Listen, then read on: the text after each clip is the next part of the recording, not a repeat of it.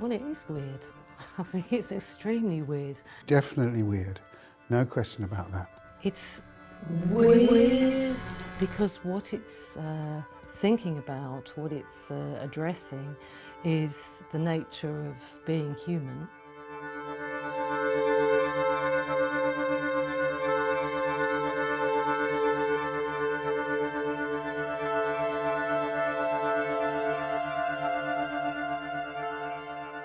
It's addressing the parts that we don't normally reach. It's weird because it deals with stuff that goes on out of the daylight.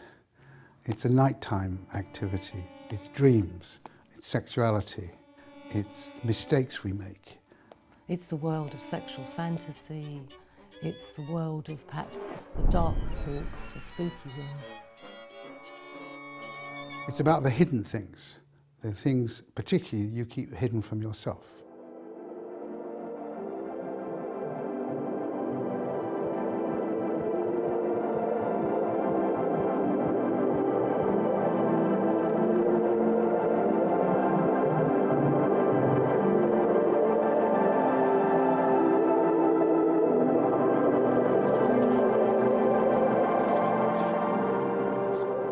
Psychoanalysis is a talking cure, but it would be more correct to ask the question, what are psychoanalyses? Because there are lots of different versions. What they probably all have in common is that it's a practice of talking.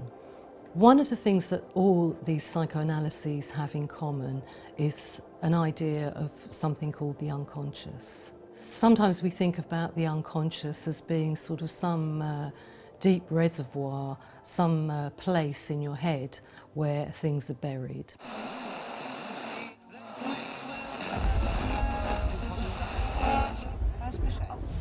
Freud once said that he had more archaeology books than psychology books. His view was that the mind was structured by layers, like in archaeological digs. And when he was excavating his patients' minds, it was just like an archaeologist digging down and discovering fragments from a long lost time.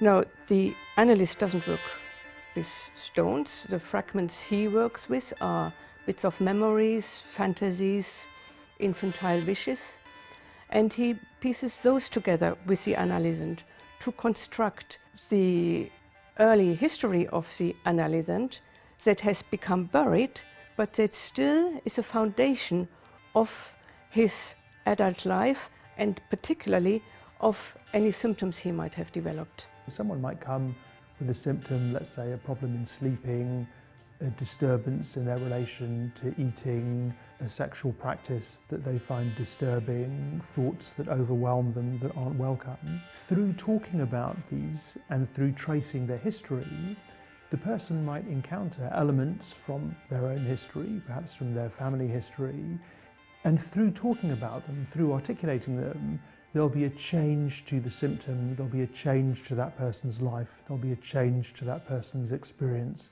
of suffering.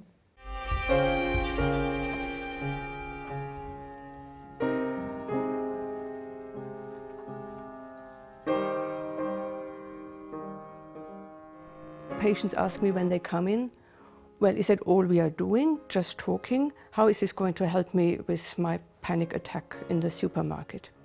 Well, it helps because we assume that behind the panic attack are some unconscious motives, and language can function like a lift, where words can lift other words and other meanings from the level of the unconscious to consciousness. So, take an example. A woman had told me that the previous day she had been cutting roses in her garden. Red roses, she said. She emphasized red roses. So I became alert to this. I asked her what she thought about red roses. She said, I remember my father's funeral, where his second wife threw a red rose into his grave as a token of love. And that at that moment she felt a pang of pain, a pang of jealousy. So the word rose, an innocent word, had drawn up from the unconscious the word funeral through a chain of associations, And with the word funeral, a completely different story was connected than the original one about cutting roses. That's how psychoanalysis works.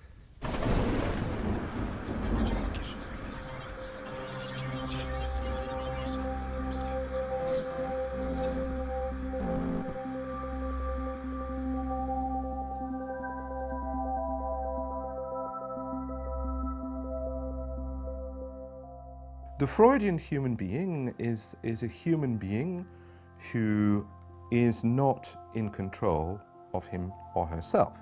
Freud famously said, the ego is not master in his own house. The house in which the ego lives is, you could say, it's a haunted house. You try to be in control of your living space, but you're not. It's the unconscious that controls us.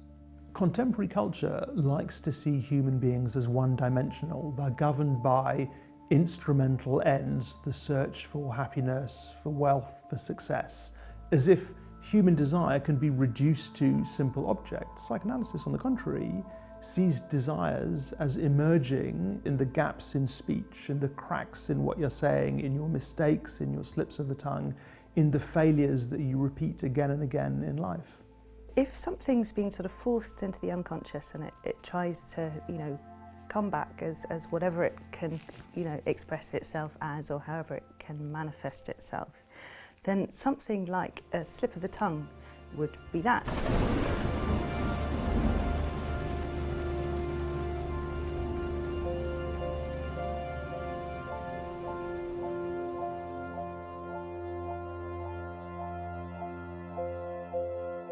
If the unconscious bursts out in other ways that are more difficult, like you always, you feel violent towards any woman that you begin to get attached to or something, then maybe that's going to cause a lot more problems in your life. Many psychiatric and cognitive approaches today to human suffering see people's symptoms as mistakes, as errors, as deviations, as maladjustments, with the aim of medical intervention or therapy being to correct them, to bring the person back to the norm, to get rid of their symptoms. The cognitive approach is that you identify, as it were, pathological elements in the mind, and then you have a program of correction of those pathological elements through additional mental work. Psychoanalysis has a very different approach. Symptoms aren't there to be got rid of, they're there to be listened to be heard, with the idea that a symptom isn't a mistake, a learning error, but rather a clue to that person's individual truth.